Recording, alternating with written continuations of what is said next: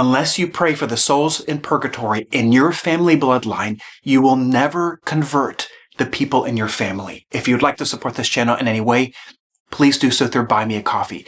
Now, one of the things that is universal, a universal experience in every single devout Catholic person's life, are people in your family that do not believe. That's the million-dollar question. How do I convert my family? Many of you have experienced conversions, reversions back to the faith, and then you're wondering, what do I do next for your spouse, your father, your mother, your children, your brother, your siblings, all those around you?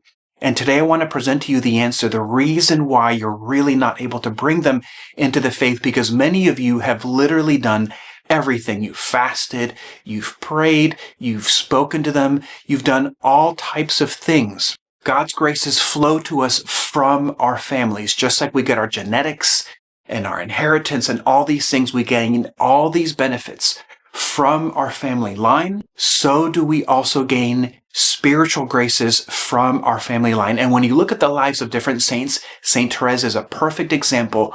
What was unique about her? Her family. Her whole family was holy, and so all the graces easily flowed into her for her to quickly become a saint. So I want to share with you a story about the power of the Divine Mercy Chaplet in bringing a person's ancestors out of purgatory into heaven so that God's graces could flow into your family line.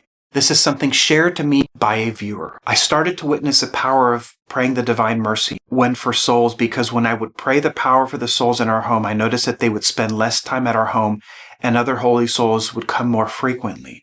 So after learning this, I started to pray the prayer for me and my family and the holy souls in my family more frequently. I was praying the Divine Mercy specifically for healing of my mother and her side of the family, because most of the holy souls who visited our home was from my mother's family bloodline. A month after I started praying the Divine Mercy Chaplet, I called to my mother's house to visit. At this stage, most of the holy souls from my mother's side of the family had left our home. I sat down and placed all the belongings that were in my pockets on the table, as I often did. I placed a prayer card down with the Divine Mercy image on it. My mother noticed the prayer card sitting on the table, and she said to me, "I have that same prayer card, and I have been praying it every day." After my mother said to me she had started to pray the Divine Mercy, I was in complete shock and bewilderment. My mother never was someone who had any interest in praying, and I thought never would be someone who would ever have any interest in prayer. I was in that much shock that I nearly fell off my chair.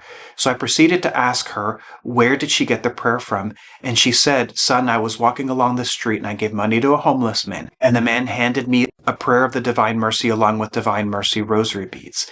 Then she continued to say that the reason she started to pray the prayer was because she was in bed sleeping one night, fast asleep, and she was awoken out of a deep sleep by something shining in her eyes.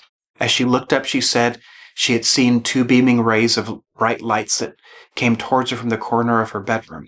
The rays of light were red and blue, which were coming from her dresser located at the other side of the room. As she got up, she was startled with complete surprise and amazement, because what she saw was a beaming red and blue rays shining out of the rosy beads, sitting beside the Divine Mercy prayer. After this miracle, my mother was converted instantly after 65 years without any faith. Afterwards, I was in adoration, and Jesus showed me a vision as I was praying. He showed me an image of him disguised as a beggar who gave my mother the rosary beads and the Divine Mercy Chaplet. He then proceeded to show me all the holy souls of my mother's family that had been in our home and gone to heaven. I then saw an image of a waterfall which symbolized an outpouring of graces that were released through power through the Divine Mercy Chaplet prayer. These graces were released through my mother's family bloodline as the souls had been released from purgatory, which then led to my mother's conversion at 65 years of age. The special grace of conversion and healing was granted through the power of the Divine Mercy prayer. Now, if you think about this story, it completely makes sense. Imagine if the nearest family person who has died, your father, your mother, or your grandparents, imagine what happens to your family the moment that they go from purgatory to heaven. Completely logical that a torrent of grace pours into them and through them into you or whoever it is that is alive. In these cases, mother or father or siblings, that all these people are receiving an incredible amount of grace in the same way that if there's some particular person that we had a great love for and then they die and they enter heaven like the saints, that graces flow through people. This is so powerful that I would suggest to you that it would be better for you to spend all of your efforts praying for the souls in purgatory from your family bloodline, the one nearest to you, than making efforts to convert your family members. Because in doing so, often we will push them away. As the scriptures say, a prophet is not accepted in his own household. But who does accept the words and prayers that we offer? The souls in purgatory from our family members. So in this sense, this is easier to do because you're not being rejected by them. They want the prayers.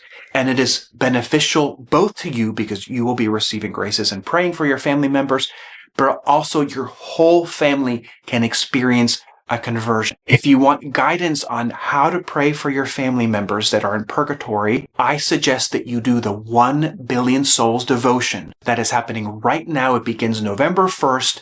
And if you are watching this later, it doesn't matter. Start it. What is a 1 billion souls devotion? It was started several years ago. It is simply praying 2 St. Gertrude chaplets a day for the souls in purgatory. You could perhaps specifically offer it for the ones in your family so that you can experience conversion and graces in your family right now. My friends, I will see you in the next one.